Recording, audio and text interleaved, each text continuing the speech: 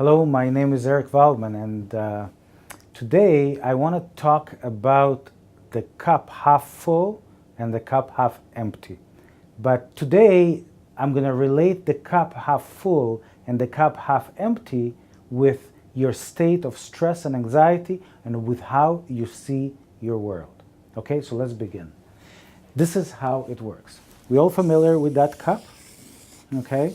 And that cup is usually, they say that the cup is half full and the cup is half empty, right? Full and empty. Yeah?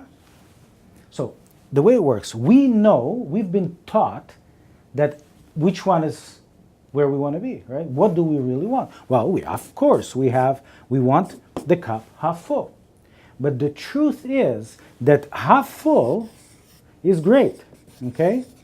But half full is really all that experience, everything that you already have, everything that you already understand. And the question is, where do you go from here? Well, where you go from here is literally to the half empty. Now, the half empty is truly not what's perceived to be the negative, okay? The empty is what's perceived to be your true potential. It's what perceived to be your true desire. And this, the half empty, is where your true growth is. This is where it's hidden.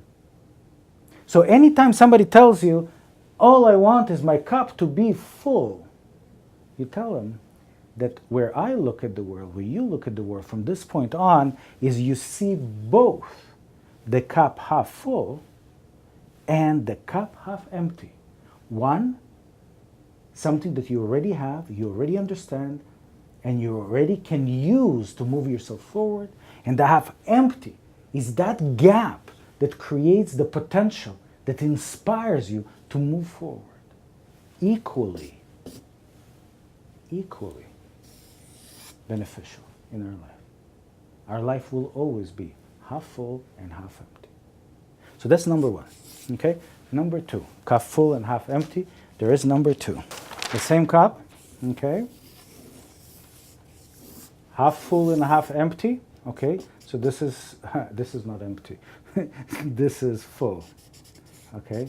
This is full, and this is empty. So the moment we understand that the half empty and half full are both equally important in our life, one creates the gap and the opportunity, the unfulfilled potential that we have inside. And the other one shows us our experience and knowledge, okay, and what we already have and not yet have, but equally important. So naturally, we start receiving, okay, and filling up the cup. We're learning, we're growing. Here's another truth. The truth is that this moment of growth, coming from empty into full, this and only this gives us what we call joy. Joy in life. Joy in life happens not at the full level. Joy in life actually happens on the journey from the full through the empty into the top. Okay? So this journey from not have to have, from not have to have here, this journey is really what brings us true joy. Okay? Now, this is not the end. This is just the beginning. Very often, okay, when we fill our cup to the rim, guess what happens? What happens when you fill your cup to the rim? You're full, you're good. There's no gap anymore.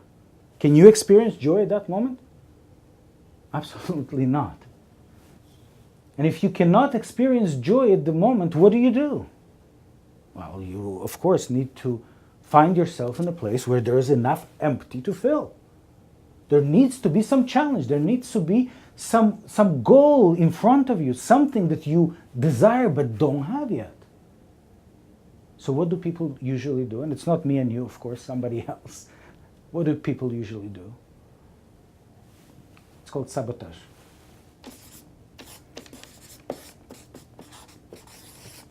Self-sabotage. Nobody else does it. self-sabotage. Self-sabotage, we literally take out from the container we just filled, we create, somehow, we self-sabotage ourselves.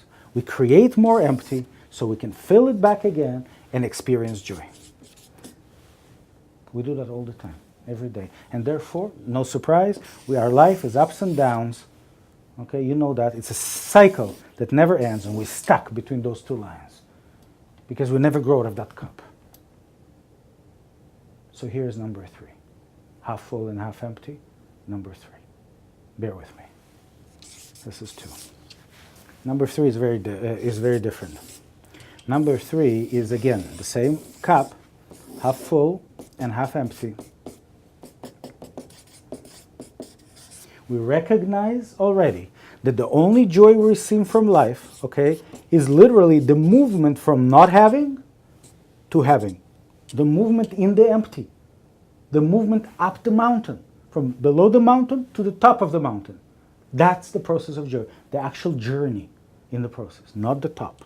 Because we just recognized in the previous example that when we reach the top, okay, we need the empty again. And if you need the empty again, you would have a tendency to empty it and to sabotage yourself.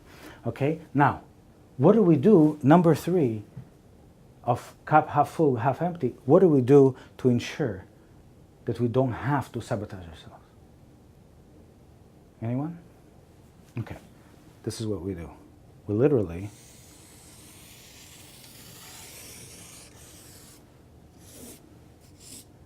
grow our cup. Expand our self-identity. Expand ourselves. Expand you. Grow our cup. And guess what happens when you grow your cup? Right away. Whatever you filled, it drops, right? Drops here. And it creates the empty again. Creates the opportunity for joy. Again, without self-sabotage. Ingenious. And then, when we reach the top, what do we do again? We grow. We grow the cup, it drops down, and we again have a gap, a potential that we can fulfill, we can feel good about ourselves, that we're moving forward in all the things in our life. So here we go.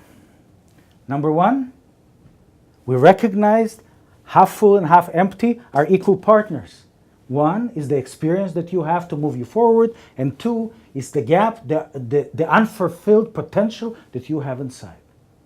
Number 2, you realize that as you're filling the cup, you are really experiencing joy, not any other way. You can't experience it in the half full. You can't experience it in the full. You can experience it only on the journey in this gap, in the emptiness, okay, up.